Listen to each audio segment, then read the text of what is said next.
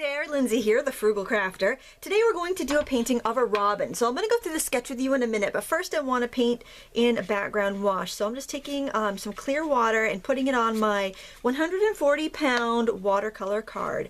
You could do this on in a larger scale for a bigger painting, but I like to do these little cards to warm up for the day. And actually, since this is vacation week for my children, this will probably be the only creative thing I get to do today. I'm making up a puddle of Ultramarine Blue on my palette. I'm also going to get some, you can use burnt sienna. This is more like an English red here, so it's, you know, a reddish brown if you don't have this, I've heard it called Indian red and English red. Let me see what the little pan says. If it says light red is what this is called here.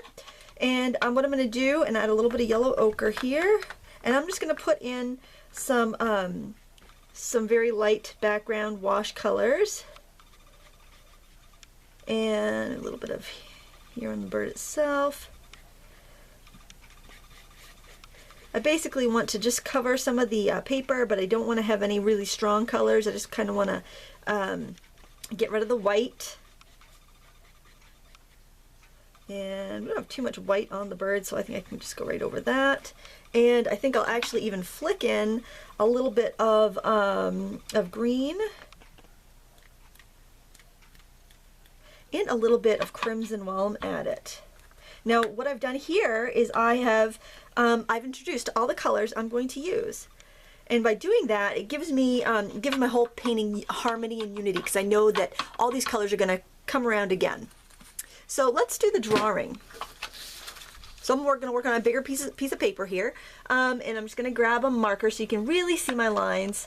And so for the bird, what you want to do, and you know, you can draw this on a separate piece of paper and then transfer it onto your on your good paper. I usually just draw really lightly with a pencil, and then I erase the lines I don't need. So I'm kind of starting with a oval. Okay, and then we're kind of going to make just another kind of little roundy bump on the top of the oval. I want to bring that out here. Robins are known for being very, very round, very large chested birds. And you can make them plump. Have you ever seen, oh my gosh, you can see those robins when they're about to lay their eggs. They have such big tummies, and sometimes, and they can eat their weight in food, I hear. So, you know, they can really, sometimes you'll see like a white split, just like a white splitter on their chest, because I think because they've either ready to have eggs or they've just had a really big lunch. I'm just putting in this kind of wedge shape for the wing. Little roundy kind of triangle. Their beak is a little rounder than other birds, and also their eyes are more round, so that also gives you that robin look, because their eyes are more of a circle.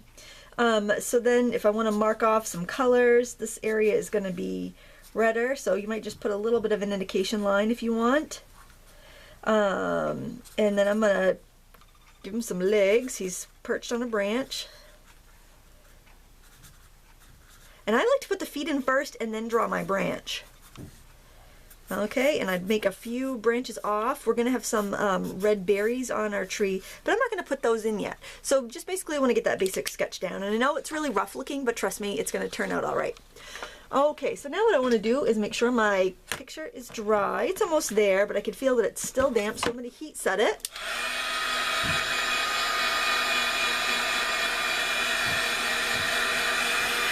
This is very entertaining, isn't it? I should probably just paused it there.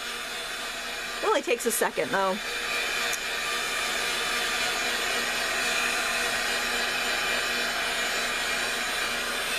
Actually, I will pause it. It's going to take a few more seconds. Alright, you know it's dry when you put your hand on it and it's cool to the touch. So that's a good helpful hint. Alright, so now I'm going to grab a number 10 round. If you feel like using a smaller brush, go ahead. You can use a number 6. And I'm going to take some of that.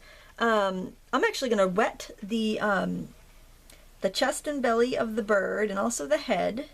I don't want too much water, so I'm just going to blot my brush on a napkin there. Just want it uniformly damp, because I'm going to add in the colors, and because they're feathers, I'm not wetting the wing.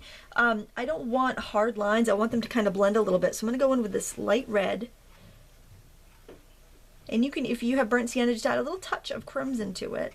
to make it a little bit more red, a little bit less brown. I'm just going to throw that in that area that I designated as being the red part of my bird. Then I'm going to grab, with my same brush, I'm not even cleaning it, I'm going to grab a little bit of yellow ochre for over here around the eye. I love the way the colors mix and mingle. Now I want to make a gray, and I'm not even cleaning my brush. I'm going to take a little bit of that light red, a little bit of that ultramarine blue, and mix it till I get a nice gray color. And then that's going to go down here on the bottom,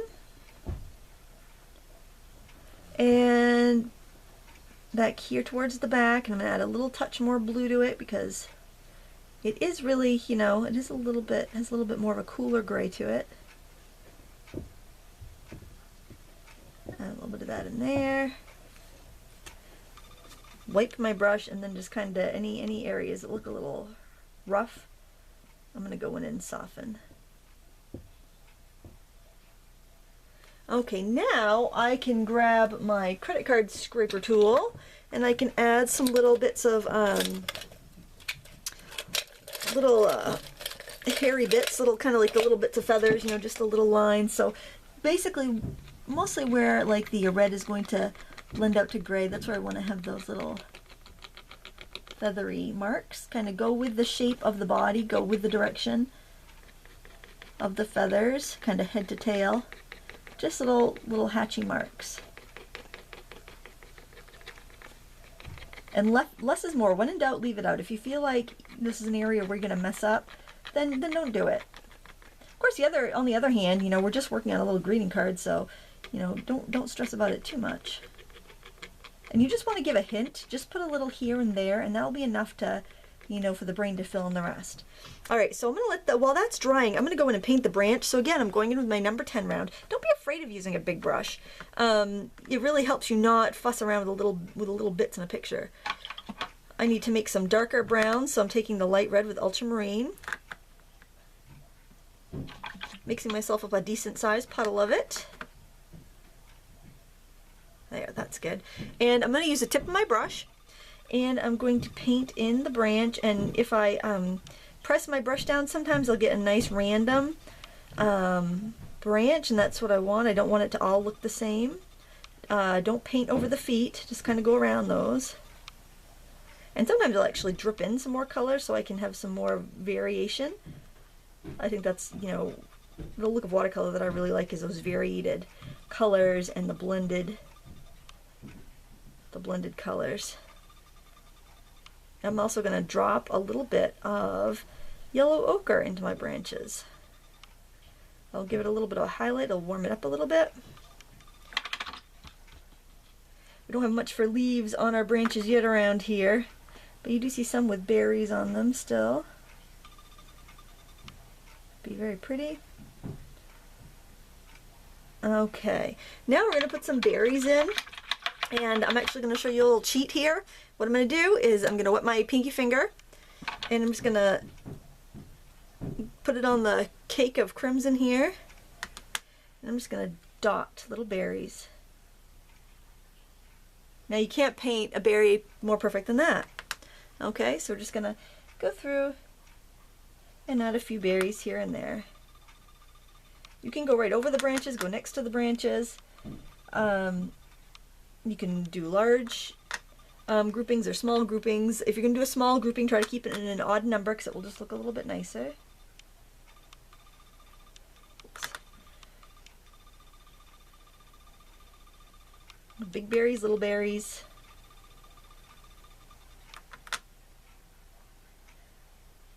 And that's about it. Now, if you want to add stems to them, that's completely up to you. What you want to do is just grab a small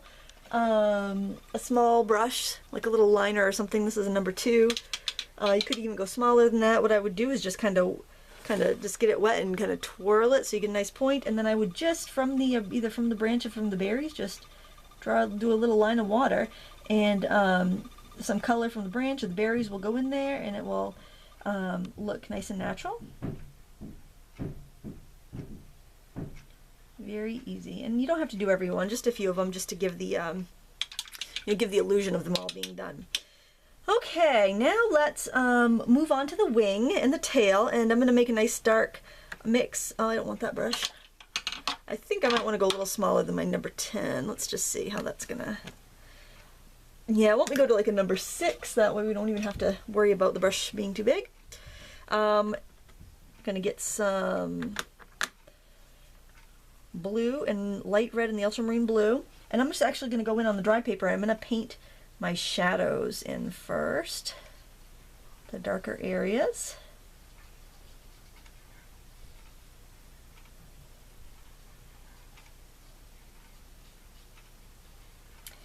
And this little wing in the back here has a little bit of dark on it.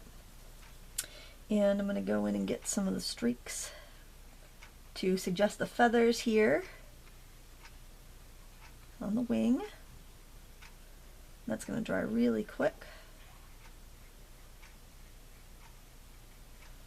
And I'm going to mix up a nice real dark color and do the yeah, that's pretty well dry. I'm going to do the beak and the eye.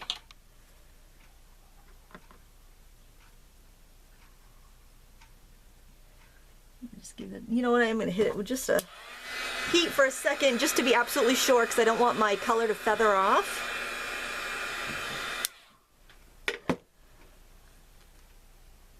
I'm going to try to paint around a little spot for highlight, and but if I don't, oop, that is bleeding a little bit, then I can go in and get it later. Let me just kind of blot that area where it's bleeding out.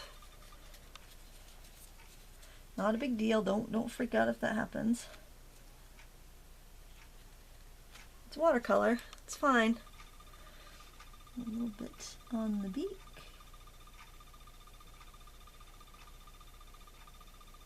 We have a lot of robins in our area right now. You could do this with a liner if this is a little feels a little unwieldy. You can do that with a liner brush. All right, now I'm just going to get a lighter wash of that gray color that we made, and I'm just going to go right over my wings and my tail.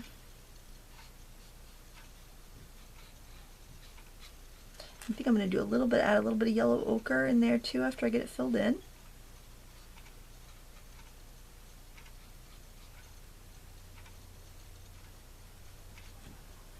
Yellow ochre will kind of warm it up a little bit. That might be a little much. Blot off my brush and pick some of that up. I'm actually just going to dab some of that because that is a little harsh. Okay, a little more gray there.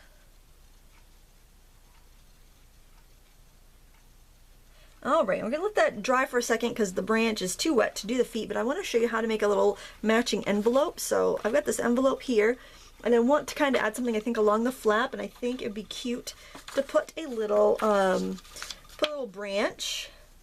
So what I'm going to do is just kind of go from one side and start just making a little branch. Maybe add a little bit more of that red to it. Red, light red, which is kind of like a burnt sienna color. And then my finger, I think, is too big for those dots. So, maybe I'll just use a Q-tip or something. Look at a little Q-tip for that. I'll wet it so it's not too unwieldy, and I'll just dab on a few little berries. That'd be cute on a Christmas card too. And there we have a little matching envelope. I think that's really cute right there on the flap, and if you want, you could even do like the edge, like a little green. These watercolor cards have they come with envelopes with little deckled edge, so I don't want to close it because I might seal it up, but you can see there, that's the way that's going to look. So I'm going to set that aside. I'm going to check on our card. Let's dry that, and then we can go on and finish it up.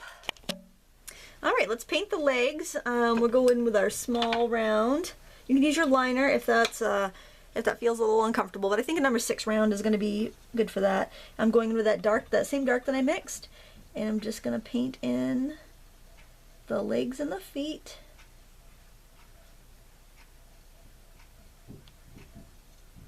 Just like that. Remember, you don't have to put too much detail in. It's just a watercolor. I'm going to add a little bit of shading underneath the feather with that same color. Right underneath the wing, I mean. Behind the wing.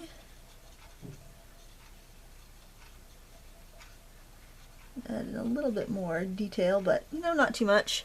And then just to blend it out, I'm just going to wet my brush and just bring some clear water over. Alright, I feel like this is just, maybe I need to brighten up the robin's chest a little bit, so I'm going to go in a little bit more color there. And I'm painting this on a pretty wet paint on dry paper, but then I'm going to go in with a damp brush and just kind of soften the edges so it kind of blends out. There we go, so you get that, you know, really nice bright robin's red breast there. And let me just add a little bit of this color in there too. I feel it's just a little too dull. There, I like that. Alright, so now I'm also thinking this doesn't look as springy as I want it to, so I'm going to grab a 1/2 inch flat brush and I'm going to just throw in a few sap green leaves because I'm just feeling like it doesn't look that springy to me. So, and when I'm doing leaves, I tend to turn my paper as I need. I'm just going to throw a few. Just a few here and there. And I'm just using the shape of the brush to my advantage. I'm just kind of pressing and lifting. And I know it does look a little decorative, but it's a card. It should be decorative. You know, I'm just kind of adding this from my imagination, so if you don't want to, you don't have to. And I do like to I'm going to put some spatters on, and I know a lot of you guys don't like to do that, and you don't have to because it's your picture, so don't worry about it. If you don't like it, don't do it. It's your picture. But I feel like I just need a little more liveliness in here, so I am going to do some splattering. If you get it on the bird, just blot it off, and don't worry about it. You can even lay like a scrap of paper over the bird if you want. This is splashing onto my face. I've never done it like that before. I was just curious. I saw somebody else do that way in the craft video, and I was like, I don't think it's all over my face. I don't think I'm going to do it that way. I think I'm going to do it that way. That's the way I always do it. And a little yellow ochre, because I like yellow ochre. I like to have the right setup for me when I splatter, because I have better control over where they go. But again, if you don't like that, don't do it. Now don't forget to sign your name. You can use your small liner brush for that if you like, or a pen. I can't sign it upside down, so I'm just gonna do my initials right down here. And date it. And there you have it. I want to thank you so much for painting along with me today. If you have any questions, leave them below. Please give me a thumbs up and subscribe if you like this video. And until next time, happy crafting!